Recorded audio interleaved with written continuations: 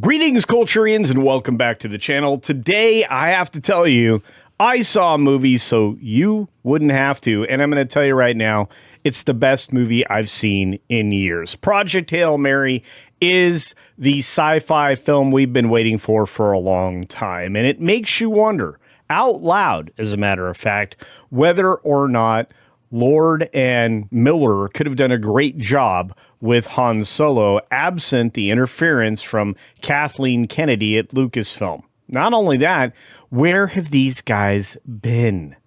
What an incredible film. We're going to talk about it. My review's coming up shortly. Here we go. Now, Project Hail Mary gives you an opportunity to meet your favorite alien, and in this case, it's Rocky. That's right. Rocky is a pile of rocks, hence the name. And what's great about it is it's a practical effect. This is a puppeteered creation that just steals your heart away.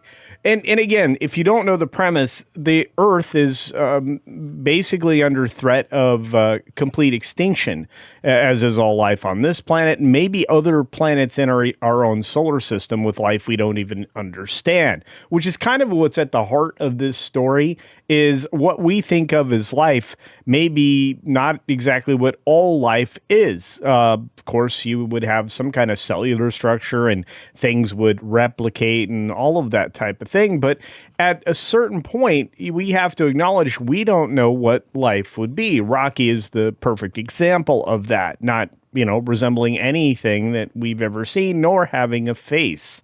And what's great about this is you end up rooting for, obviously, our friend Rocky here. But, of course, the main character played by Ryan Gosling. And, of course, you have to shout him out for doing such an excellent job. Now, what's also great about this is it's all practical. There's no CGI blurs or anything like that. In fact, it's basically space and the ship itself, or the ships themselves, because there's more than one here, that really do the heavy lifting when it comes to CGI. And the inside is all sets. Everything that you see is built on a set. And the screens probably are all green screens, but everything that was utilized was done so in a very old-fashioned way, something that I really enjoyed. And beginning to end the story with the premise being that something's eating our sun.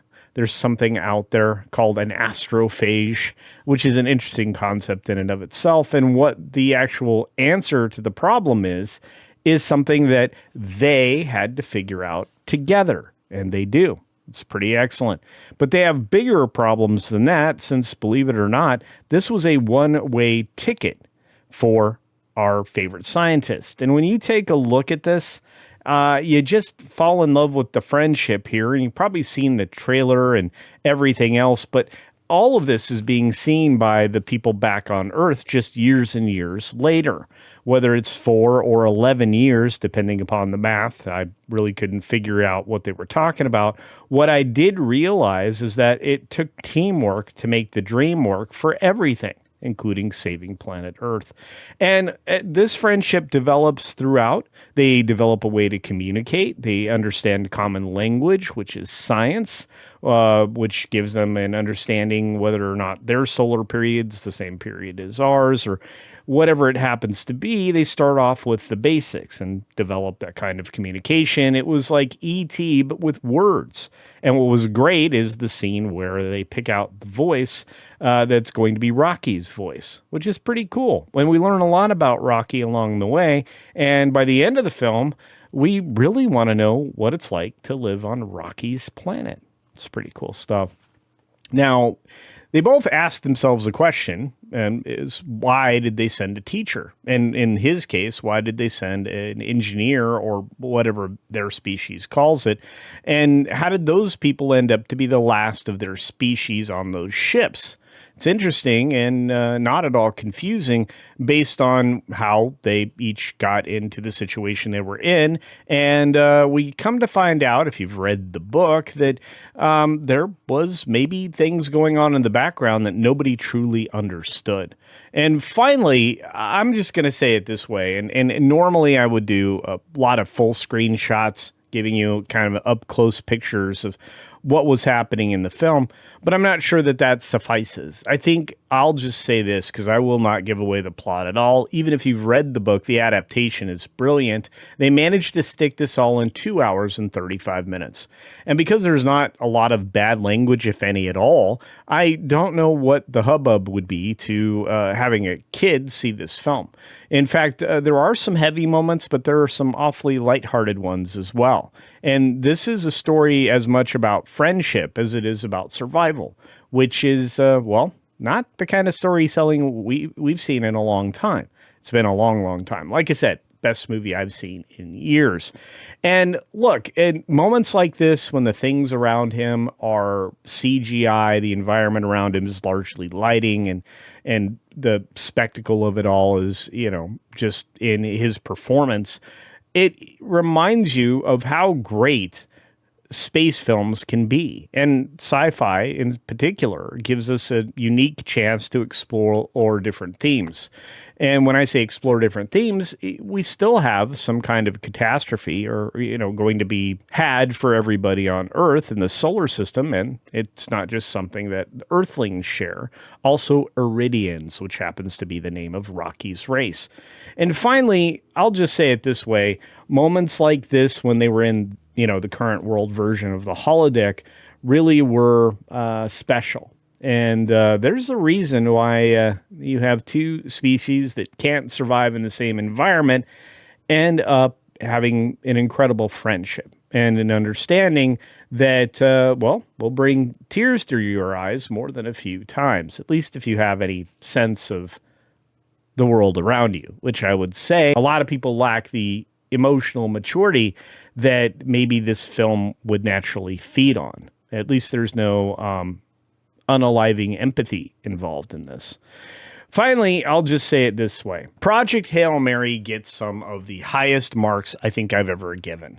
If you're looking for a 9.5 out of 10 film, this is it. If you're looking for nearly a perfect 5-star rating, this movie's it.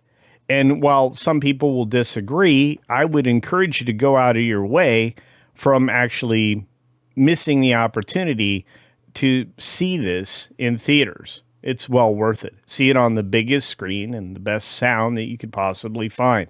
And if you can, see it in an experience that will enhance it. Maybe even a 40X kind of box or something similar. Regardless, the storytelling here, again, unmatched. The cinematography is brilliant, and you can spend all 2 hours and 35 minutes in pure enjoyment, pure joy, even when the moments of reality smack you in the face. And there's more than a few of those as well. Anyway, if you enjoyed a film like The Martian, you're going to enjoy Hail Mary, coming from the same author and the same adapter with the screenplay.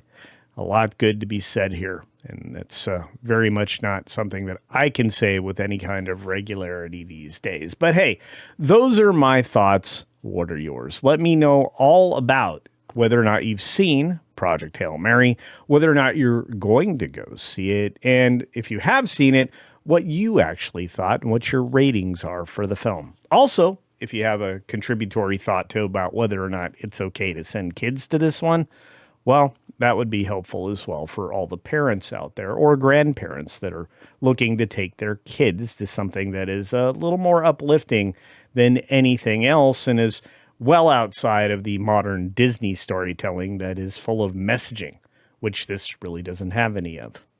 On that note, as always, be sure to take care of yourself, take care of others, and until next time, see ya. Hopefully seeing Project Hail Mary.